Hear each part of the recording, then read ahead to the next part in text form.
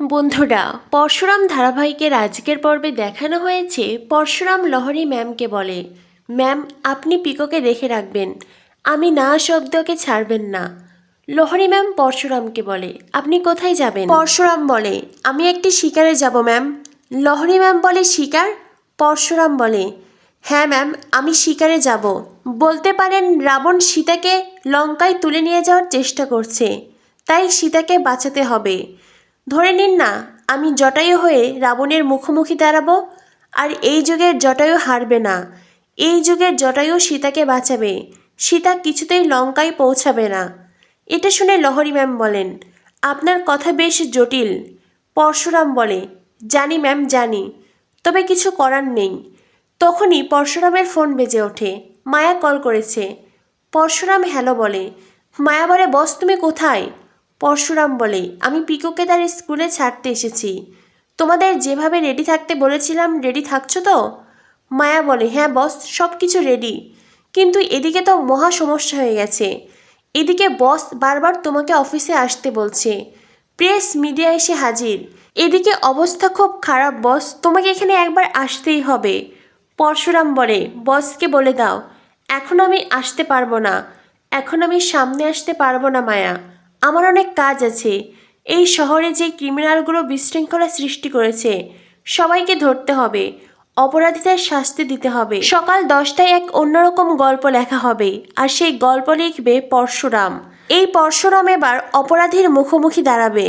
তখনই পিকো বলে, পা পা তুমি কার কথা বলছো? পরশুরাম বলে, না মা না, আমি তেমন কিছু বলছি না। এরপরেই পরশুরাম লহরী ম্যামকে বলে পিকোকে নিয়ে যেতে। লহরী ম্যাম পিকোকে ওখান থেকে নিয়ে যায়।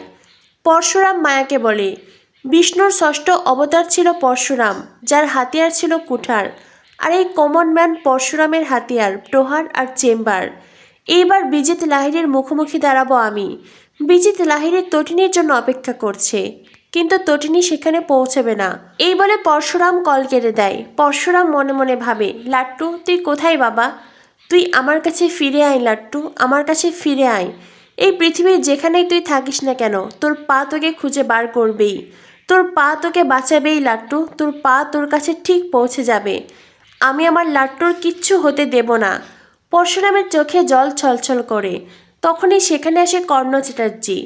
কর্ণ চ্যাটার্জি পরশুরামকে দেখে বলে, এ কি তুমি এখানে? ও তুমি বুঝি তোমার মেয়েকে রাখতে এসেছো? শুনলাম তোমার ছেলে নাকি মিসিং, তো কোথায় সে, এখনো বেঁচে আছে তো?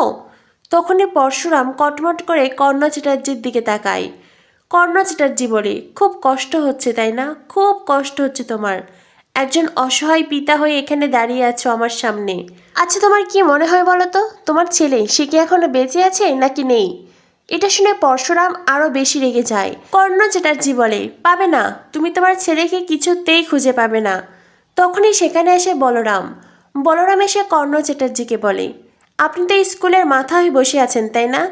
আমি আপনাকে এখান থেকে টানতে টানতে বাইরে নিয়ে যাব, আর তারপরেই আপনার ধর থেকে আপনার মাথাটাই নাই করে দেব। এটা শুনে কর্ণ চ্যাটার্জি বলে, কী বললে তুমি? তখনই পরশুরাম বলরামকে থামিয়ে দেয়। পরশুরাম বলরামকে বলে, শান্ত হ। আর তারপরেই কর্ণ চ্যাটার্জির কলার চেপে বলে, আমার ছেলেকে যদি আমি খুঁজে না পাই তো এই শহরের যে কোনো একটা শ্মশানে আপনার দাহ কাজ হবে, আর আপনার মুখাগ্নি আপনার ছেলে কাবির করবে না, করবে কমন ম্যান পরশুরাম। আমি একটা সুন্দর পৃথিবীর স্বপ্ন দেখেছিলাম, যেখানে শিশুরা হেসে খেলে আনন্দে বড় হবে, কিন্তু আপনাদের মতন ক্রিমিনালরা সেটা হতে দিচ্ছেন না। আমার ছেলে লাট্টু আমাকে জড়িয়ে বসেছিল, এখনও আমি আমার এপাশটায় লাট্টুর শরীরের গন্ধ পাচ্ছি। আমার ছেলেটা আমার কাছে নেই। তখনই কর্ণ চ্যাটার্জি বলে, তুমি আমার ছেলে কাবিরের সাথে যা যা করেছো সেটা সুদে আসলেই ফেরত পাবে, তোমাকেও ভুগতে হবে, অনেক কষ্ট পেতে হবে তোমাকে। পরশুরাম বলে, আপনার ছেলে কাবির সে ক্রিমিনাল ছিল, অপরাধী ছিল, কিন্তু আমার লাট্টু সে তো নিষ্পাপ শিশু, তার তো কোনো দোষ ছিল না। এতটা হিংসা পরায়ণ ভালো না, এতটা প্রতিশোধের স্পৃহা ভালো না। কর্ণ চ্যাটার্জি বলে, আচ্ছা একটা কথা বলো তো, ঠিক কতদিন কতদিন নিখোঁজ থাকলে তাকে মৃত ভেবে নেওয়া হয়? তখনই বলরাম চটে যায়। বলরাম বলে, পরশুরাম এই মুহূর্তে ওনার পেটে চেম্বারের 6টা দানা ভরে দে, তুই যদি না পারিস তো আমাকে বল। পরশুরাম বলরামকে বলে, শান্ত হো, এটা স্কুল। এখানে ফুলের কলিগুলো একটু একটু করে পাপড়ি মেলছে।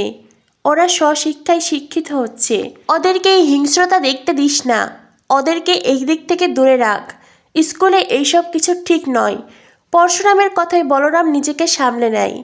পরশুরাম কর্ণ চ্যাটার্জিকে বলে, আমার ছেলে লাট্টুকে তো আমি খুঁজে বার করবই, যেখান থেকেও খুঁজে বার করব।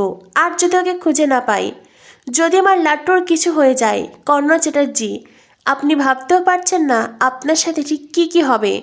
সর্বপ্রথম আমি আপনাকেই ধরব, আপনাকে আমি শেষ করে ফেলবো, একেবারেই শেষ করে ফেলবো। পরশুরাম কর্ণ চ্যাটার্জিকে থ্রেট করে। অন্যদিকে দেখানো হয় তটিনী ডক্টরকে বলে, আমাকে হসপিটাল থেকে ডিসচার্জ করে দিন। ডক্টর তটিনীকে বলে, আপনি কেন বুঝতে পারছেন না? আপনি এখনও পুরোপুরি সুস্থ নন। দেখুন, এখন যদি আপনার কোনো চোট লাগে আপনি সারা জীবনের জন্য পঙ্গু হয়ে যাবেন। তটিনী বলে, আমি তো পঙ্গু হয়েই গেছি। ডক্টর বলে, আপনি অসুস্থ, আপনার ট্রিটমেন্ট নিলে আপনি সুস্থ হবেন। তটিনী বলে, আপনি বুঝবেন না ডক্টর, আমার একটি ছোট্ট সুখের বাসা ছিল, সেখান থেকে একজন উধাও হয়ে গেছে। কেউ বাজ পাখির মতন আমার এই ছোট্ট বাসা থেকে একটা ছানাকে তুলে নিয়ে গেছে, তাকে বাঁচাতে হবে। এটা শুনে ডক্টর বলে, আপনার কথার অর্থ আমি বুঝতে পারছি না। তটিনী বলে, আমি পার্সোনাল বন্ড সই করে এখান থেকে চলে যেতে চাই। ডক্টর বলে, না না, আমি আপনাকে এখন ছাড়তে পারবো না। তখনই নিশা বলে, ডক্টর অনেক সময় ধরে আপনাকে বোঝাচ্ছি।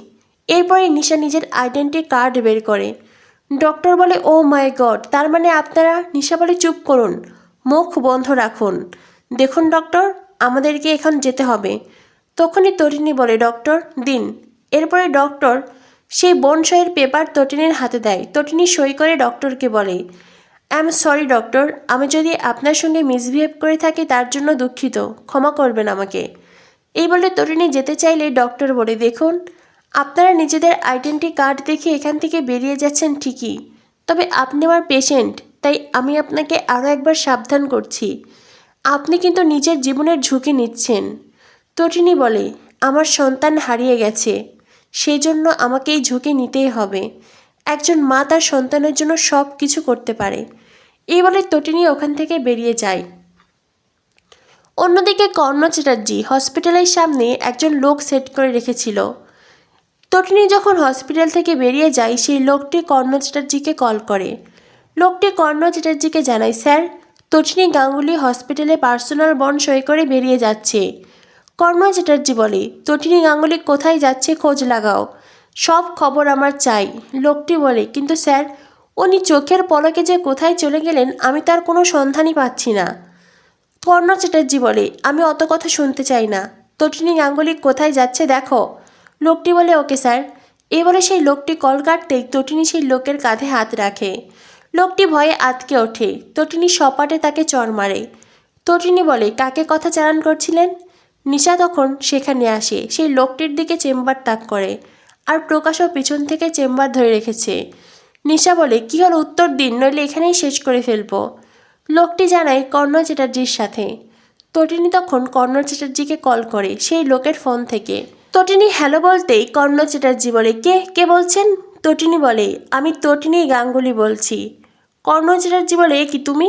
তটিনী বলে, আপনি আমার পিছনে লোক সেট করে রেখেছেন? কি ভেবেছেন আমি কোথায় যাচ্ছি না যাচ্ছি সব খবর নেবেন? ইতিমধ্যে নিশ্চয়ই এই খবর নিয়েছেন যে আমি পার্সোনাল বন্ড সই করে হসপিটাল থেকে বেরিয়েছি। কর্ণ চ্যাটার্জি, যখন আমি হসপিটালের বাইরে পা রেখেছি তখন থেকে আপনার কাউন্টডাউন শুরু। আমার লাট্টু নিখোঁজ, আমি জানি এর পিছনে আপনি জড়িত আছেন। কর্ণ চ্যাটার্জি, সত্যজিৎ মুখার্জি, জিৎ মুখার্জি, কেউ না কেউ ঠিক জড়িয়ে আছে। তবে এর সাথে যেই জড়িত থাক না কেন আমি তাকে ছাড়ব না, সে পানিশমেন্ট পাবেই। কর্ণ চ্যাটার্জি বলে, এই তুমি কে বলো তো, তুমি কে? তটিনী বলে, আমি কে সেটা না জানলেও চলবে, শুধু আপনি এতটুকু জানুন, আমার ছেলের যদি কিছু হয় আপনাকে আমি নক আউট করবো, এমনভাবে নক আউট করবো যে আপনি আর কখনো উঠে দাঁড়াতে পারবেন না, আপনাকে আমি শেষ করে ফেলবো। তটিনীর হুমকি ধমকিতে কর্ণ চ্যাটার্জি খুব ভয় পেয়ে যায়। এরপরই তটিনী কল কেটে দেয়। তটিনী কাঁদতে থাকে লাট্টুর কথা ভেবে। নিশা তটিনীকে বলে, তটিনী নিজেকে সামলাও। তটিনী বলে, আমার লাট্টু কোথায় নিশা? নিশা বলে, ওই লোকগুলোকে ঠিকঠাক করে শায়েস্তা করলেই পেট থেকে কথা বেরিয়ে আসবে। তটিনী বলে, ওরা কোথায়? নিশা বলে, চলো আমার সাথে। তটিনী তখন কর্ণ চ্যাটার্জির চেলার দিকে তাকিয়ে বলে, আর একে কি করবে?